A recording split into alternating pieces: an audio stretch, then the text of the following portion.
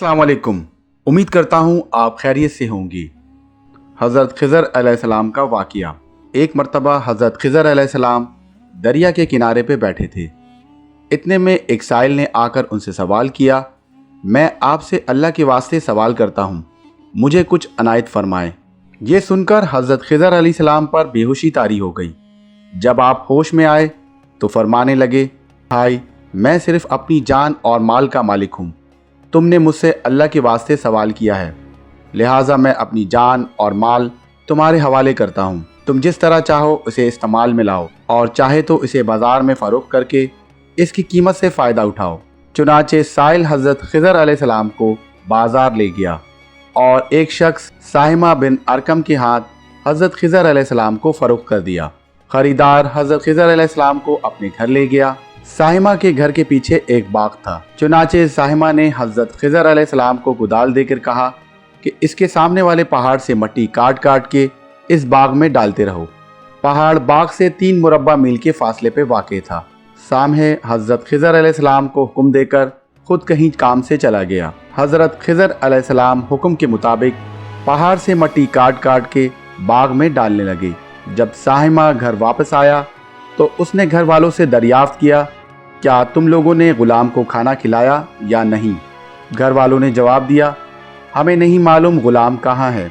ये सुनकर साहिमा खुद खाना लेकर बाग चला गया और जाके देखा कि हज़रत खिज़र अलैहिस्सलाम पहाड़ से मट्टी काट काट के बाग में मट्टी डाल चुके थे और अपने काम से फारिग होकर अल्लाह की इबादत में मसरूफ़ थे।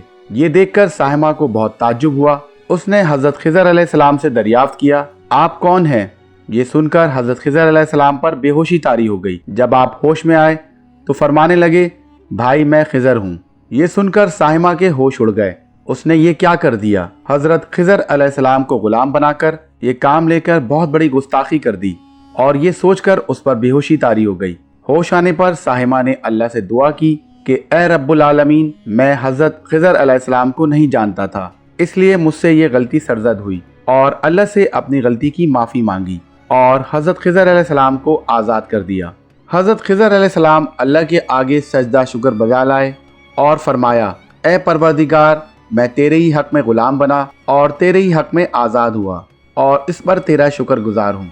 इसके बाद हज़रत खिज़र अलैहिस्सलाम साहिमा से वापसी की इजाज़त लेकर दरिया के पास वापस लौट गए।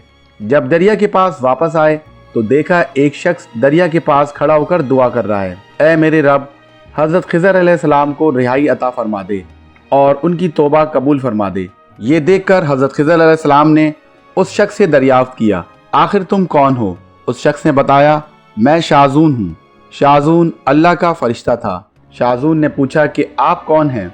आपने फरमाया, मैं खिज़र हूँ। उसके बाद शाज़ून ने कहा, ए खिज़र, तुमने अपने रहने का मकान बनाकर दुनिया की तलब की है, क्योंकि हज़रत खिज़र अलैहिस्सलाम का दरिया के किनारे पे एक इबादत खाना था।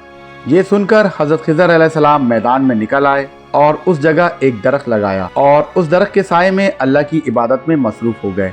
जैसे ही हज़रत खिज़र अलैहिस्सलाम ने उस दरख्त के साए में इबादत का आगाज़ किया तो आवाज़ आई, ए खिज़र, जब तुमने दरख्त के साए में सजदा किया तो तुमने दुनिया को आखिरत पे तरजीह दी।